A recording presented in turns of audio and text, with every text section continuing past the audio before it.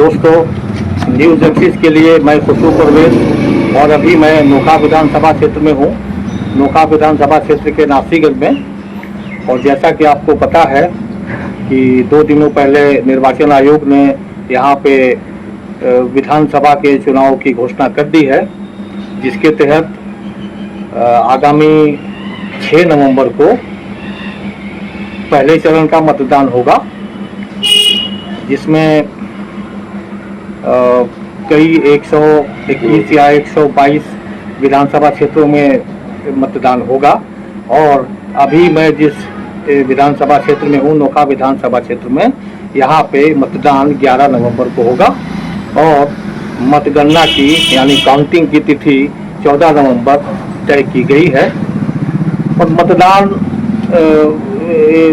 चुनाव निर्वाचन आयोग द्वारा चुनाव की घोषणा किए जाने के बाद सभी राजनीतिक दल जो चुनाव लड़ना चाहते थे वो बहुत ज़्यादा सक्रिय हो गए हैं। हालांकि बहुत सारी जो प्रमुख दल है वो तो पहले से तैयारी कर रही थी, लेकिन बहुत सारे ऐसे दल भी हैं जो मन बनाए हुए थे कि उन्हें चुनाव लड़ना है और वो गुप्त रूप से अपने अपने क्षेत्र में जहाँ जहाँ उनका मन था कि चुनाव लड़ेंगे वहाँ पे काम कर रहे थे। और अब ऐसा दल खुलकर सामने आ गया है। और इसी तरह के एक दल के साथ अभी मैं हूँ। उस दल के जिलाध्यक्ष जयराम सिंह अकेला हमारे साथ हैं और इस पार्टी का नाम है लोहिया जनता दल।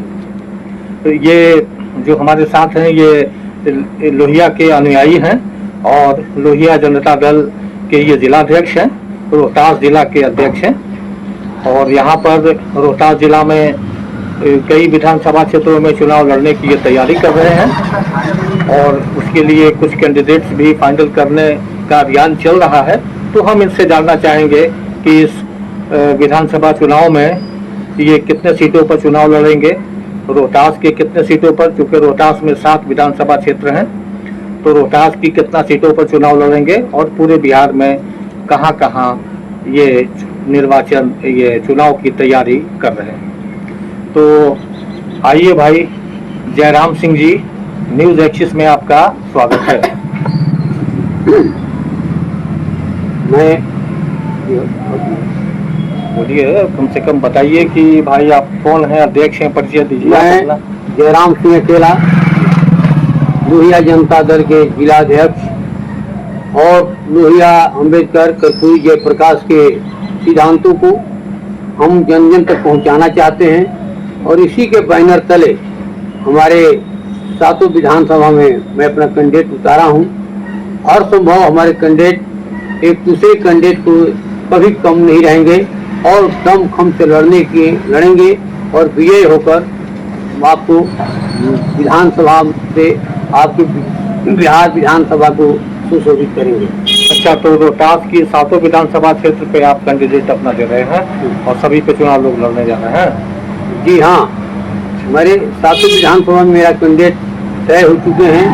नोखा विधानसभा क्षेत्र से अशोक सिंह यादव जी यहाँ से चुनाव लड़ेंगे। अच्छा, आपको हम बता दें कि जो नोखा विधानसभा क्षेत्र के जो कैंडिडेट हैं, अभ्यर्थी हैं, वो हमारे दाहिने तरफ बैठे हुए हैं और इनसे भी हम बातचीत करेंगे। पहले हम जरा जिलाध्यक्ष से और परिस्थितियों की जानकारी लेंगे। जी बताइए। यहाँ काराकाट में कौन है आपके प्रत्याशी?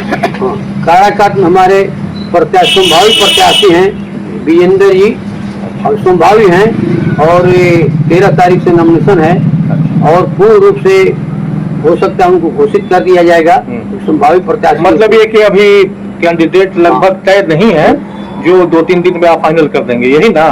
लेकिन नोखा विधानसभा से ये अशोक कुमार सिंह जो है वो इनका कैंडिडेचर तय हो गया है। ये नोखा विधानसभा से अशोक जी का नाम तय फाइनल है। बगल में डिहरी है, वहाँ से परमानंद चंद्रवंशी जी जो पहले उपेंद्र कुशवाहा के प्रभारी बना करते थे, वो आज हमारे दल में आ गए हैं और उनको वहाँ से लाया जा रहा है। महिला प्रकोष्ठ से गीता कुशवाहा जी को ससराम से लोहिया जनता दल के उम्मीदवार बनाया गया है। और वही चिनारी सुरक्षित क्षेत्र से रविशंकर पासवान जी को वहाँ चिनारी क्षेत्र से हमने उम्मीदवार अपना घोषित किया है। अच्छा, तो ये बताइए कि आपका ये जो दल है लोहिया जनता दल, ये कब से राजनीतिक दल बना और कब, और इससे पहले भी आप कोई चुनाव लड़े हैं कि नहीं लड़े हैं? ये लोहिया जनता दल सारी पार्टियों की गतिविधियों को देखते हुए जी हमने देखा कि सभी लोग नाम जयप्रकाश के लोहिया के लेते हैं, जी लेकिन उनकी नीति सिद्धांत को जो ही पद पर पाते हैं जी। वो नहीं कर पाते हैं। इसलिए सारे समाजवादी विचारधारा के लोग लोहिया जयप्रकाश अम्बेडकर कर्पूरी के जो अनुयायी हैं उन्होंने मिलकर एक पार्टी की गठन की, जिसका नाम डॉक्टर राम मनोहर लोहिया के नाम पर लोहिया जनता दल रखा गया है। ये हमारी पार्टी 2020 से सक्रिय है, हर जगह सामाजिक कार्यों में भाग लेती थी, लेकिन इन साल 2025 में विधानसभा के चुनाव फर्स्ट बार लड़ रही है। इससे पहले एमएलसी के चुनाव हमारे कर्मवीर सिंह यादव उर्फ लालू मुखिया लड़े थे बाढ़ से, जो 143 वोट से पिछड़ गए और उन्हें शिकस्त देने के भी काम बहुत टक्कर के साथ लड़े थे। कौन है आपके प्रदेश अध्यक्ष और राष्ट्रीय अध्यक्ष? हमारे राष्ट्रीय अध्यक्ष कर्णवीर सिंह यादव उर्फ लालू मुखिया जी हैं। प्रदेश अध्यक्ष प्रदेश प्रधान महासचिव हमारे राजू चंद्रवंशी जी हैं और राकेश कुमार हमारे प्रदेश अध्यक्ष हैं। अच्छा, ये बताइए अध्यक्ष जी, जिला अध्यक्ष जी, कि एनडीए और इंडिया गठबंधन दो मजबूत गठबंधन चुनावी मैदान में है, तो आप कैसे इनका मुकाबला कर रहे हैं? हम तीसरे विकल्प के रूप में यहाँ उभरेंगे। ये दोनों पार्टियां जो हैं हमेशा छलने की काम की हैं। आज ये पूरे समाज में लुटेरों की पार्टियां बन चुकी हैं, ये भ्रष्टाचारियों की पार्टियां बन चुकी हैं, अन्यायियों की पार्टियां बन चुकी हैं।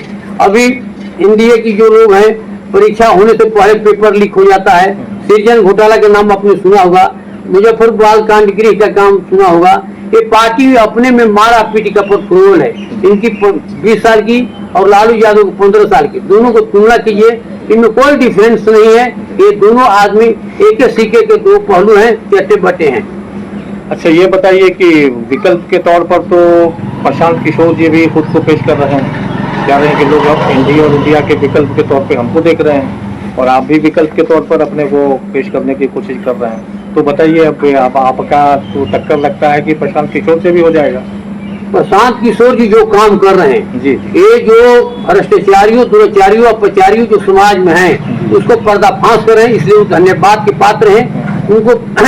उनको पर्दाफाश, सारे लोग भ्रष्टाचार जो बैठे हुए सत्तारूढ़ दल में, इनको नाम हमारे तरफ से लोहिया जनता दल की ओर से उपनाम के रूप में प्रशांत किशोर जी का पोल खोल नाम देना चाहिए कि जो भ्रष्टाचार लोग हैं, जो पैसे जनता की उगाही को, कमाई को काला धन बटोर कर और 200-500 करोड़ के जो मालिक बन बैठे हैं, इसलिए पोल खोल का काम करें, धन्यवाद के काम करें।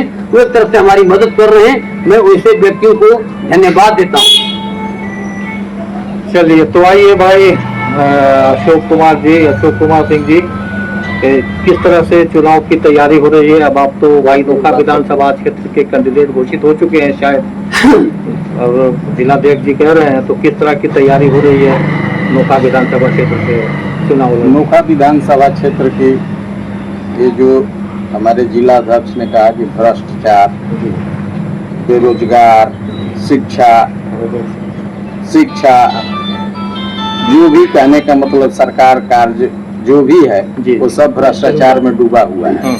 यहाँ पर कोई भी प्रतिनिधि आज तक आवाज नहीं उठाया, जनता के कोई भी कार्य को मैंने सुचारू रूप से चाहे सही ढंग से लोग नहीं कर रहे हैं।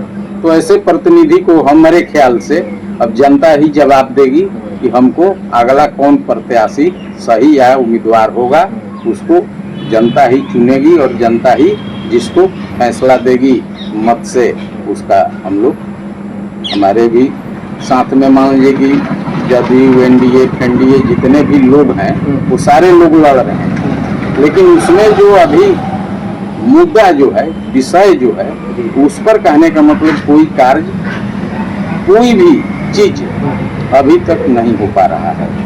इसलिए हम लोग चाहते हैं कि क्षेत्र की जनता को विकास के लिए रोजी रोटी, कपड़ा, मकान, शिक्षा, स्वास्थ्य, सारी व्यवस्थाएं लागू हो और वैसे ही प्रतिनिधि को हम लोग वोट दें, चाहे देने का काम करें चाहे दिलाने का काम करें। मैं जनता अभी राजद से यहाँ की विधायक हैं, यानी इंडिया गठबंधन से सिटिंग कैंडिडेट हैं, सिटिंग एमएलए जो हैं वो अनीता चौधरी जी हैं, राजद की विधायक हैं।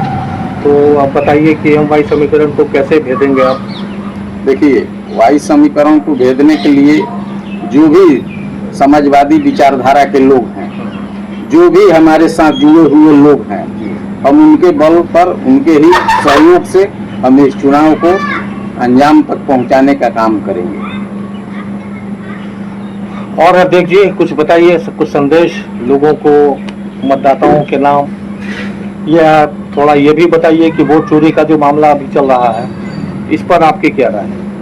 वोट चोरी के मामला ये जब से आए हैं मोदी जी तब से व्यापक रूप में फैल गया है और वो सारी मशीनरी को हैंग कर लेते हैं और जनता वोट देती है किसी को और रिजल्ट होता है किसी और का। इस पर चुनाव आयोग से मैं अपील करूंगा कि कड़ी नजर रखते हुए हर व्यक्ति को जो मत अधिकार देने के लायक है उनका मत का सही प्रयोग होगे और सही इसका रिजल्ट होगे। मैं जनता से अपील करना चाहता हूँ, आप वैसे मत प्रतिनिधि को चुनाव करें जो आपके दुख सुख में आपके बीच रहे, आपकी शिक्षा चिकित्सा स्वास्थ्य की ख्याल रखे, आपके हर समय उपलब्ध रहो और आपकी जरूरत पड़े तो आपके लिए संघर्ष करे, आंदोलन करे, सड़क के लिए, बिजली के लिए, रोड के लिए, शिक्षा और चिकित्सा की लड़ाई लड़े, बच्चों की भविष्य के लिए लड़ाई लड़े। हर प्रखंड में कम से कम एक स्टेडियम होनी चाहिए, हर पंचायत में कम से कम एक लाइब्रेरी हो अच्छा जहाँ अच्छी पुस्तकें रहें, सारे लोग वहाँ पढ़ सके और देश की तरह से समाज की एक नई दिशा दी जाए। जिस राष्ट्र का शिक्षा मजबूत होता है, देश मजबूत होता है, जिस गांव का समाज का खेल मजबूत होता है, वो खेल गांव देश मजबूत होता है। इसलिए मेरा पढ़ाई के साथ साथ खेल भी आगे बढ़ाने का काम मैं करूंगा। अगर मेरी सरकार बनती है तो मैं वृद्धा पेंशन के जो है उन लोगों को ये जो घोषणा की है उससे डबल करूंगा और वोटर जो पेंशन है जो वोट देते हैं उनको वोट से जो सरकार बनती है मैं वोटर पेंशन लागू करने का काम करूंगा। हर एक वोटर को कम से कम 5,000 महीना यानी बार पर 60,000 सलियां उनको मेरी सरकार देगी जो मेरी ये जनता दल की बनी वोटर पेंशन लागू हो। चलिए ठीक है, तो लोहिया जनता दल के जिलाध्यक्ष जी और नोखा विधानसभा के अभ्यर्थी अशोक कुमार सिंह जी, बहुत बहुत धन्यवाद न्यूज एक्सिस से बात करने के लिए। ऐसी और खबरों के लिए हमारे चैनल को सब्सक्राइब करें और यह खबर कैसी लगी हमें कमेंट करके अवश्य बताएं। धन्यवाद।